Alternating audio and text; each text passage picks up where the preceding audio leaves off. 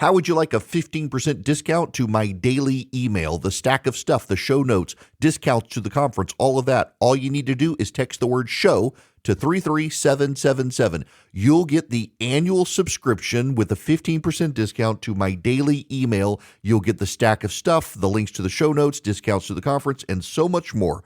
All you have to do is text the word show, SHOW, to 33777. Text show to 33777.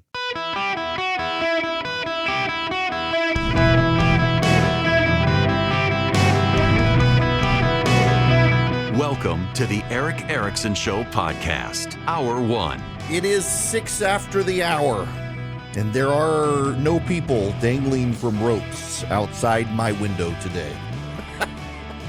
By the way, if you follow me on Instagram at EW Erickson, I put up the clip. I had so many people ask, please put up the clip. We want to see your reaction live, where I nearly jumped out of my skin as a guy face plants into the window.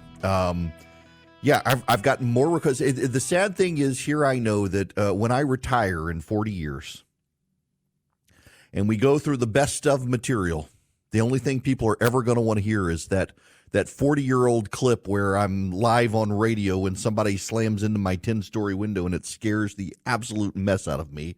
And I hope I will be complimented at the time for not uttering profanity on the radio. But if you want to see the clip, oh, it really happened, and it was live on the radio, and we happened to catch it on video, and you can go to Instagram. Text Eric, E-R-I-C-K, to 33777. You can get that. Real quick, a housekeeping note for all of you, and this actually is very important.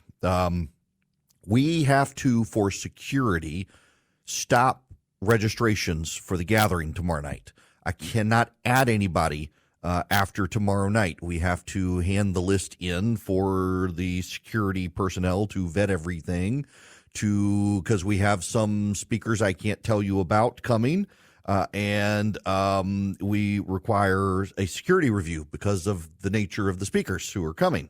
So if you would like to get tickets to the gathering, you need to text ENGAGE to 33777. Or just go to ericerickson.com. There's a button that right there on the homepage, ericerickson.com. You click the button, go register for the gathering, get your tickets. If you're a young professional, use the discount code YR, and you get like a 75% discount or some such like that. It's a big discount. So either text ENGAGE to 33777 or go to ericerickson.com. Use the discount code YR if you're a young professional for a big discount. Thanks to one of our attendees. And yeah, I got to close out the list for tomorrow night so security can review everything. I'm excited. We are just over a week away. It'll be in Atlanta, evening of August 8th, all day the 9th, all day the 10th. Breakfast and lunch provided on the 9th and the 10th as well. Okay, I got to start the show, and I want to spend some time on an issue I'm seeing come up that got under my skin last night, and maybe it shouldn't. You know, you should never read the comments. Never read the comments. But I made the mistake of reading a comment someone wrote, and I was not mentioned, but knew I'm one of the people it was directed at. That Democrats are running with this weird attack, calling Republicans weird, calling Trump and Vance weird, and we got Republicans lecturing us that we can't call her a DEI pick or a single cat lady, and this is why we lose. We just don't fight like the left.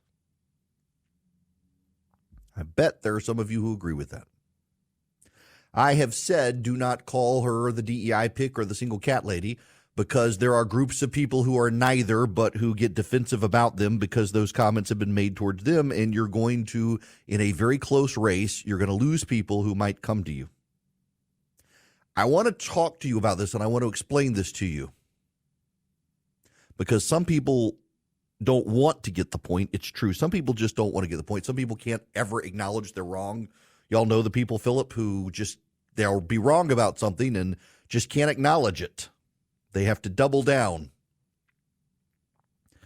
Unlike them, I've run political campaigns quite successfully before I got into radio.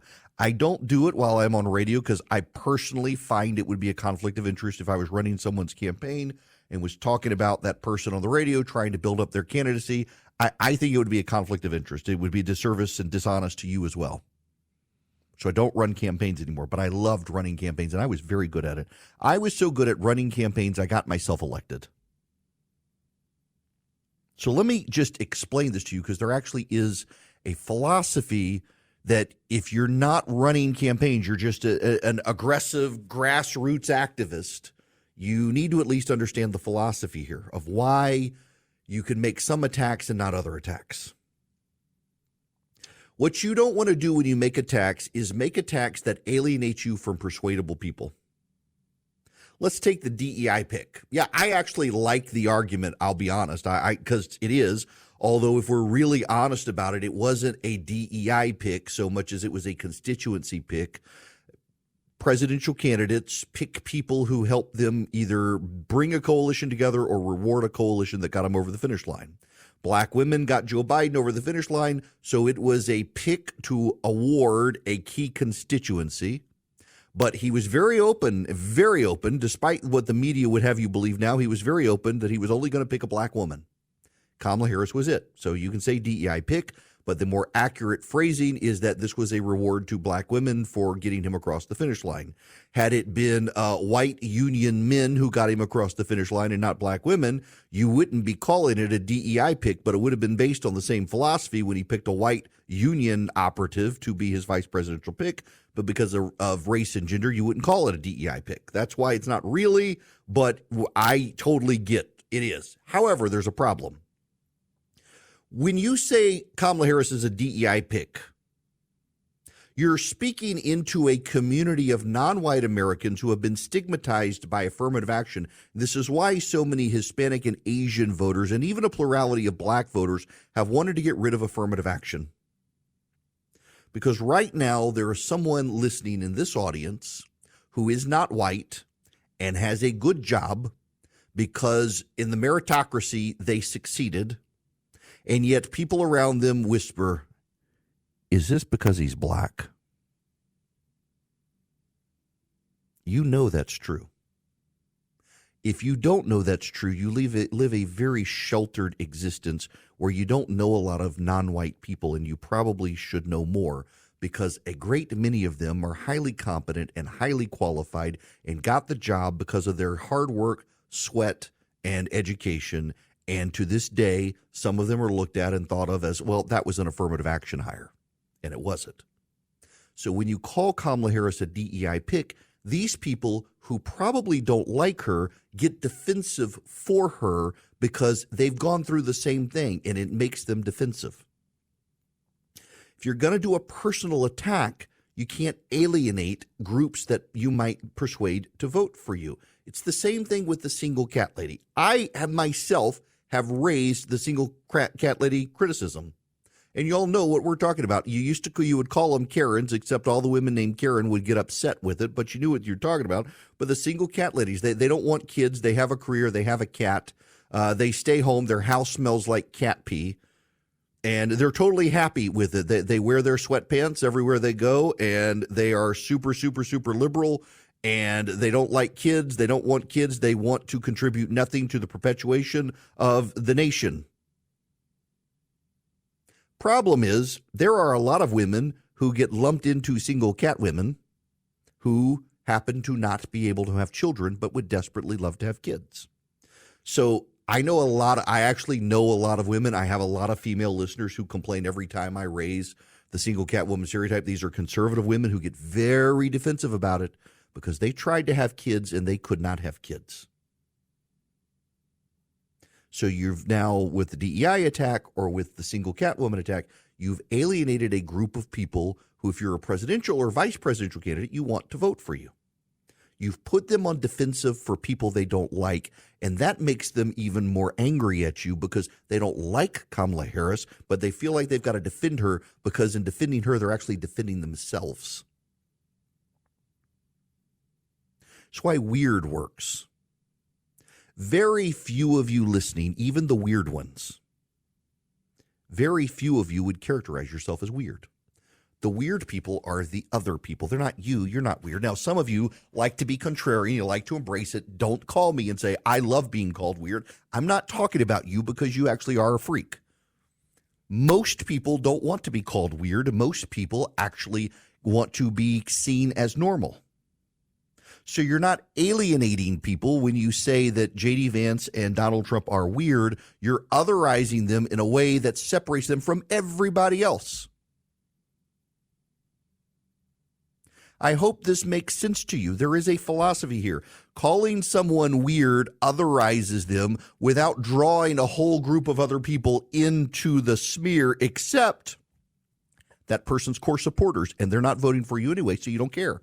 They can all be weird together and be otherized from other voters who, because they're weird, say, I don't want to be on the weird side. I'm voting for Kamala Harris. So Republicans need to find the identifying attack on Harris that otherizes her without alienating large groups of voters. I have one. She's a ladder climber. You all know people who are ladder climbers.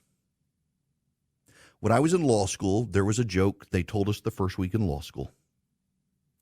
2 law school students are in the woods, and a bear approaches them. The one law student sits down, takes off his hiking boots, and puts on running boots. And the other law student says, buddy, what are you doing?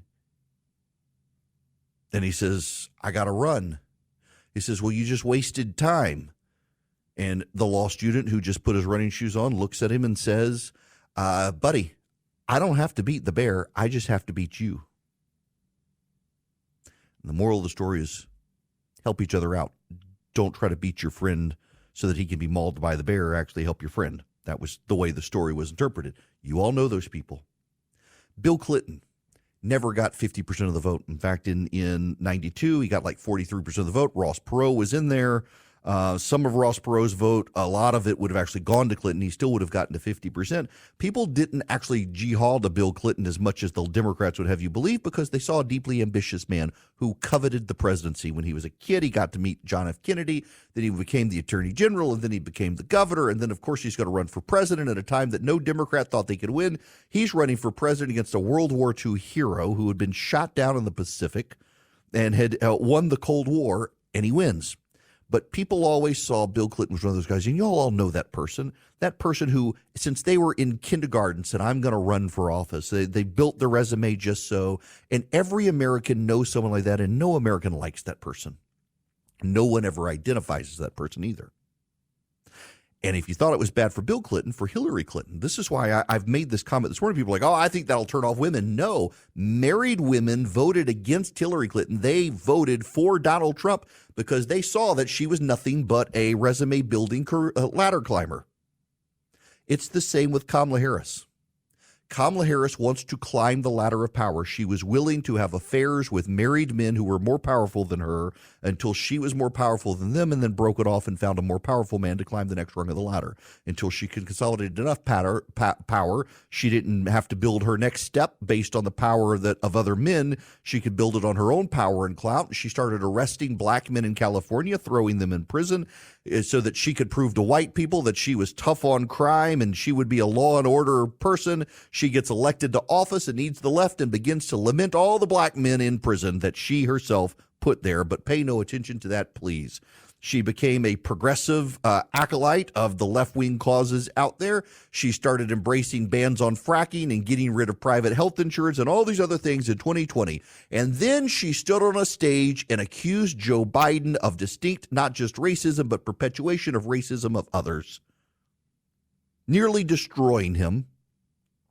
And then was perfectly happy to be his vice president, despite thinking he's a racist on a campaign stage, because she wants to climb the ladder. She will say anything, do anything, and discard any prior statement, opinion, and belief just to get ahead. And Americans do not like ladder climbers. It has nothing to do with her being a woman, although the left may certainly portray that. It has everything to do with the fact that she's a ladder climber. She's an opportunist. She has no principle position that she will hold on to other than herself. You and this country are expendable to her ambitions, just like it was with Hillary Clinton, just like it is with many, many men who get rejected by the voters because they come across as the schmarmy opportunist who only wants to take the next rung up the ladder in politics. J.D. Vance may be weird, but at least he's got principles. J.D. Vance may be weird, but at least he didn't conspire with government officials into a cover-up of the president's health so that he could hold on to power like Kamala Harris did. J.D. Vance may be weird, but J.D. Vance stands for something other than himself. All Kamala Harris stands for is herself. And by the way, the Democrats may be calling the Republicans weird, but that name-calling doesn't improve the price of groceries that skyrocketed under the Biden-Harris administration. If you're going to find an attack on Kamala Harris, find a personal attack on her that doesn't alienate you from large groups of voters. And I would submit to you, instead of saying she's the DEI candidate or the single cat lady, she's the political opportunist, the one that nobody likes, the Tracy Flicks of the world, and nobody wants them. Hello there. Welcome. It's Eric Erickson here. The phone number is 877-973-7425. I just did they do it on purpose? I just got it. So there's a women's college called Agnes Scott College. They're doing a women's leadership conference on inclusive health equity. Yeah, really. And literally it says STD for Agnes Scott College. I don't want a sexually transmitted disease for Agnes Scott College, and I'm sorry if Agnes Scott got an STD, but that's just a dumb subject. I think they're supposed to mean save the date, but when you're sending out an event about a women's health event and you're saying STD for Agnes Scott College, no. No.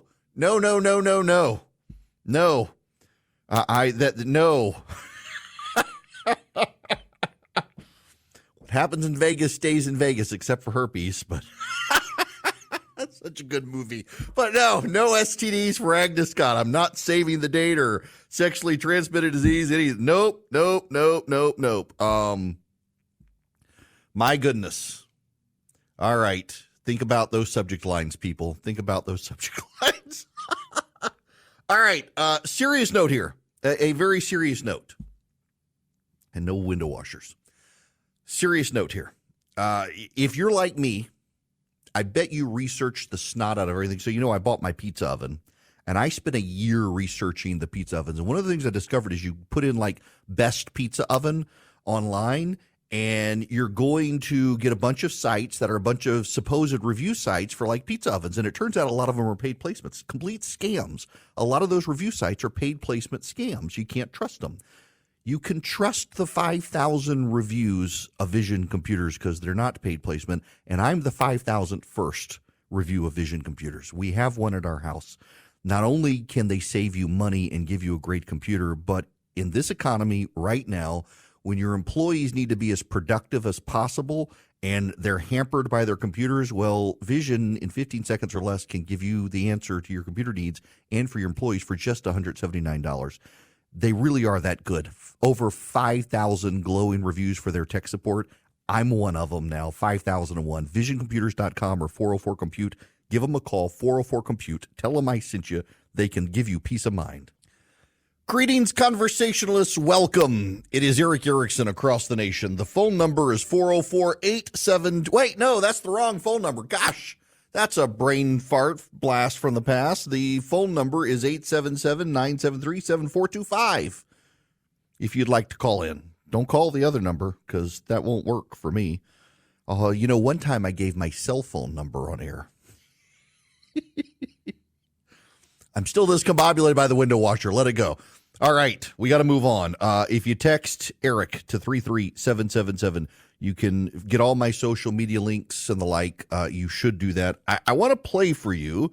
My friends at Grabian, Tom has made this great montage.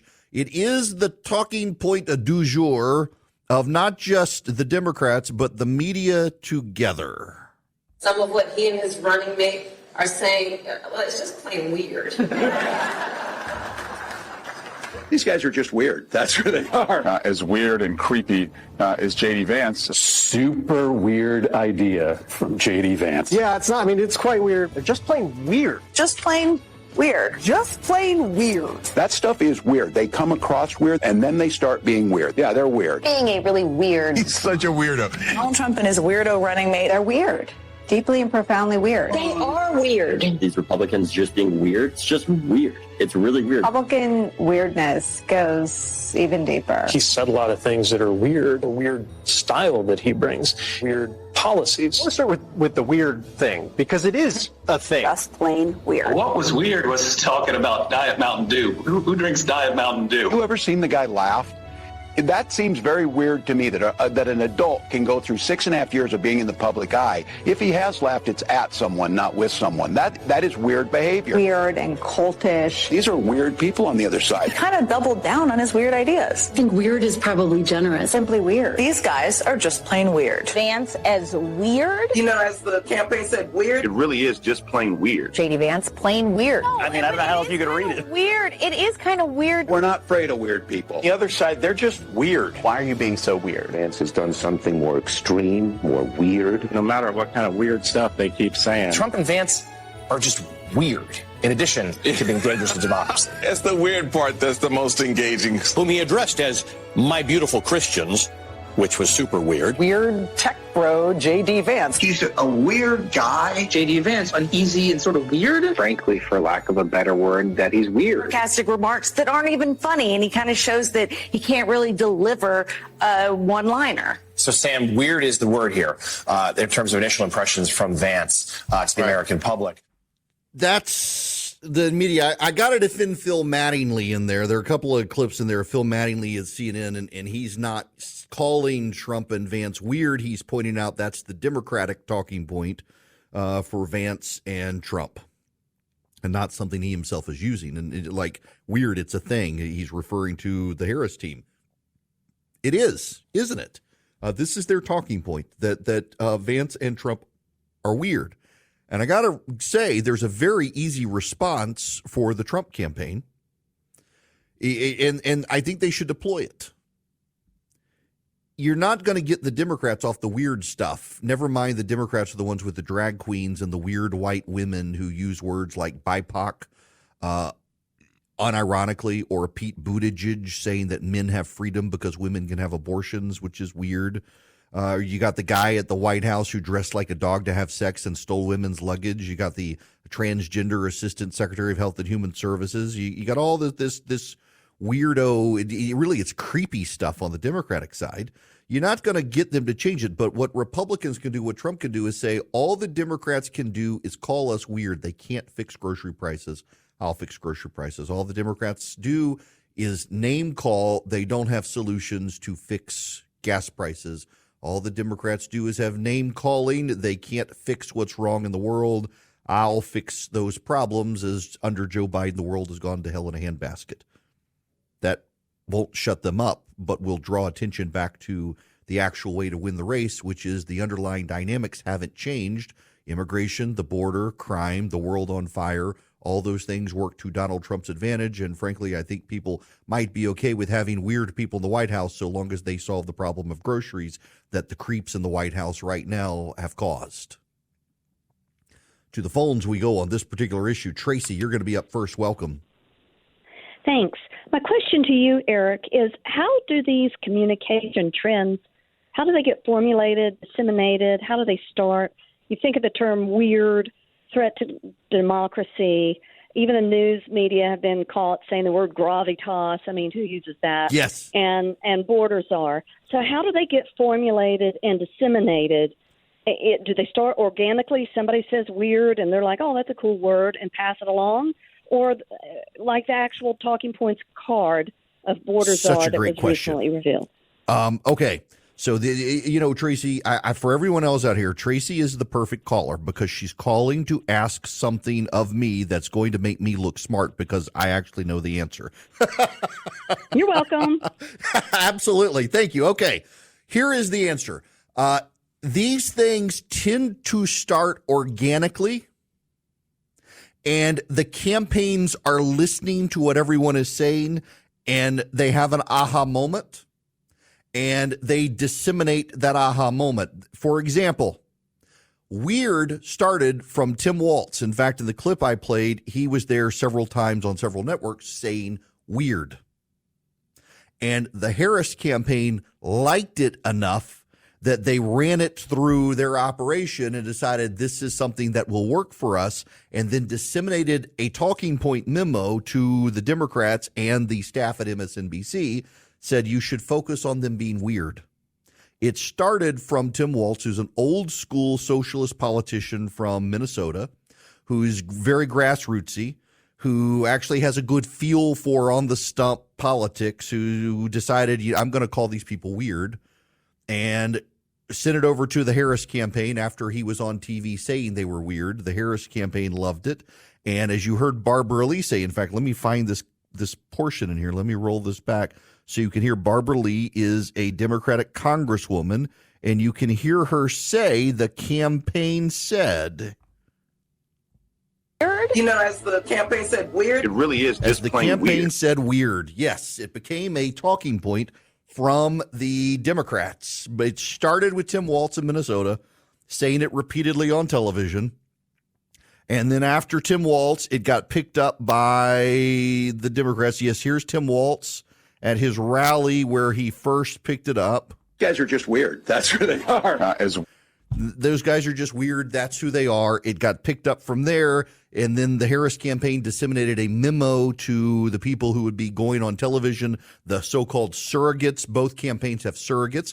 The surrogates get memos in emails that say hit these points. And so the point that all the Democrats are supposed to hit is that they're weird. Now, what's notable to me is on MSNBC, it wasn't just the Democratic partisans. It was the anchors themselves using the talking point. So I want to play for you, for example. Let me scroll to this because I do want to defend Phil Mattingly here because it wasn't a Phil Mattingly thing. Phil Mattingly was just noting that this is the Democratic talking point. So this is Phil Mattingly on Inside Politics on CNN. Let's start with the weird thing, because it is a thing.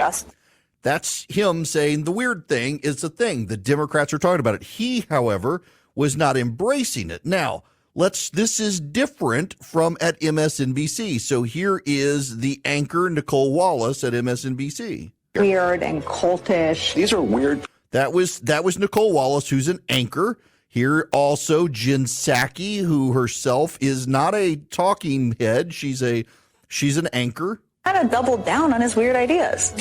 That's Jen Psaki. Now, what's so notable to me, let me see if I can find this particular clip as well, is Jonathan Lemire, who is a Politico reporter. He's not a partisan or supposed to be. He's a Politico chief White House correspondent who's also on MSNBC. He's supposed to be an objective reporter, and yet Trump and Vance are just weird, in addition to being dangerous to democracy. He's just weird in addition to a threat to democracy. That's the supposedly objective reporter who, by the way, allowed Molly Young-Fast to go on television today and say that J.D. Vance wants white-only kids in this country, even though he has mixed-race kids, and didn't push back on her. A white Nepo baby who's spectacularly unaccomplished other than living on her mommy and daddy's name gets to go on MSNBC, accuse a veteran of racism for wanting white kids in the country when he's married to an Indian woman with mixed-race kids, and the Politico reporter does not push back. Everything you need to know about Politico and MSNBC in one little clip. The outrage wasn't the Nepo baby unaccomplished person screaming racism. It was the supposedly objective anchor refusing to push back. Now, what's the response? The response for the Republicans needs to be about the issues. And also how Kamala Harris is a ladder climber willing to abandon her old issues. I want to play something for you. I put this together myself, but it's not really me per se. What I did is I took an advertisement that was a McCormick ad. You all know Dave McCormick. He's running for the Senate in Pennsylvania. And Dave McCormick put out a very good ad about Kamala Harris. And I've been telling the Republicans, go after her in her own words. There's so much out there from Kamala Harris in her own words. Let her speak for herself. McCormick did that with this ad. Now, he begins and ends his ad. I've played it for you before with Bob Casey saying how much he loves Kamala Harris. What I did is I took a separate clip of Kamala Harris where she embraces the label radical. And I cut out all the Bob Casey stuff and put in Kamala Harris at the beginning and the end saying she's a radical. So this is my work plus Dave McCormick's work, and this is entirely Kamala Harris in her own words. And yeah, I am a radical. I do believe that we need to get radical about what we are doing and take it seriously. Right. The nonpartisan GovTrack has rated you as the most liberal senator. I am prepared to get rid of the filibuster to pass a Green New Deal. There's no question I'm in favor of banning fracking. Would you ban offshore drilling? Yes. What is the solution for voters in the fossil fuel industry? Giving the workers an ability to transition. We're not going to treat people who are undocumented across the border as criminals. That's correct. Raise your hand if you think it should be a civil offense rather than a crime across the border without documentation. Abolish ICE. Yeah. Is that a position you agree with? And we need to probably think about starting from scratch. Outdated, it is wrong-headed thinking to think that the only way you're going to get communities to be safe is to put more police officers on the street. Would you support changing the dietary guidelines? Yes. You know, the food pyramid. What people yes. To reduce red meat specifically. Yes. People who are convicted in prison, like the Boston Marathon bomber, on death row, people who are convicted of sexual assault, they should be able to vote? I think we should have that conversation. We have to have a buyback program, and I support a mandatory buyback program. So for people out there who like their insurance, well, they don't get to keep it. Let's eliminate all of that. Let's move on. I am opposed to any policy that would deny any human being public health, period. And yeah, I am a radical. I do believe that we need to get radical about what we are doing and take it seriously. Right.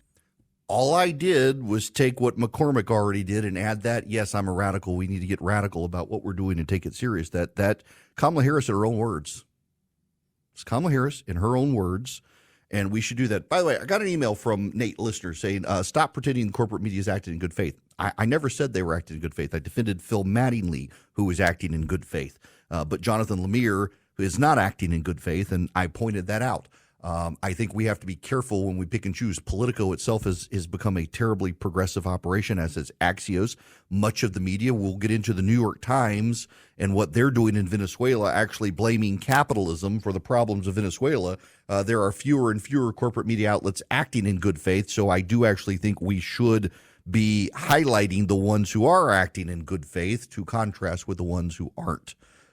Just clarifying that for those who lack the discernment to figure out what I'm doing there. On Kamala Harris, we need to be defining Kamala Harris. And we need to define her based on her own words and her own record, and pointing out that she is an opportunistic ladder climber who is willing to take every issue she stood for in 2020 and abandon it in 2024 to climb one more rung in the ladder. Americans do not like that. Now, there's a big story today in the Wall Street Journal about interest rates, and are they actually going to come down? We don't know. What I do know is that Swiss America has been the trusted leader in precious metals for 40 years, and they're warning about the secret war on cash, and they love to help you. They're rated A+ by the Better Business Bureau. They can educate you on protecting your assets. They've got this report, The Secret War on Cash. It only takes about 15 minutes to read. It can save you on your retirement and your finances. You can get a completely free copy by calling or texting my name, Eric, to 800-289-2646. The all-out war on cash includes digital forms of currency. It is spreading as the government monitors you around the world and the internet. So read the Secret War on Cash report completely free. Just mention my name, Eric, when you call or text 800-289-2646. That's 800-289-2646. It's a free report. You can also go to SwissAmerica.com/Eric, or just call or text my name to 800-289-2646. 800-289-2646. Message and data rates may apply. Welcome. It is Eric Erickson here. The phone number 877-973-7425. This hour of the program brought to you by First Liberty Building and Loan. If you're buying a building, building a building, buying a franchise, First Liberty, they might be able to help you to make their own decisions. Reach out to them. FirstLibertyGA.com. FirstLibertyGA.com. Very good people. I've known the Frost family for a long time. Now, got to go to the phones here. Dave from one of my favorite places I've never been, Pinehurst, North Carolina. Dave, how's the traffic up there now that the golf tournament's gone? no traffic whatsoever. Never is. Nice. I got to come up and visit. I was raised in Southern California, so there's like 4 cars on the road here. So. All right. So what's going on? Well, when Biden was in the running, his ad published that he was going to tax the corporations their fair share. And I owned a business, and I want you to know, as a business owner, my customers paid my taxes. It's just what happens. It trickles down. So if you increase taxes on corporations, you're increasing taxes on every commodity that there is. Everything that we do has a 10% increase. So who's that hurt the most? Does that hurt the high-end earners? Not really. Yeah, that's such a good point. Yeah, this whole idea that they're calling it shrinkflation and attacking corporations for reducing prices, this is all a product of inflation and them trying to get people to continue to buy their products even as inflation. It was necessary. You're absolutely right, and it's such a good point that they absolutely are, with their tax preferences, going to cause a lot of prices to continue to go up if they keep going after corporations. They don't seem to understand it. They don't, and Trump has talked about lowering corporate taxes, and he did do that in the past. Right. And the reason being is it's a stimulus. Corporations have money left over. What's really my brain's going crazy because there's so many points to this. I mean, number one, there's not too many congressmen that are sitting in there making the laws that don't invest in stock in the stock market. They all get dividends, right? Mm-hmm. So, and they talk about raising taxes on the people that are paying them. No. They know what's going on. They know that if they increase taxes, I got to let you go there, Dave, because we're out of time. I'm going to come up to Pinehurst and play around to golf and see you guys listed on WEB up there. I need to go to Southern Pines. But Dave's right. All it does is corporate taxes are paid by consumers, not actually by corporations. They raise their prices, and then you pay a higher price because of the corporate tax. That's the truth.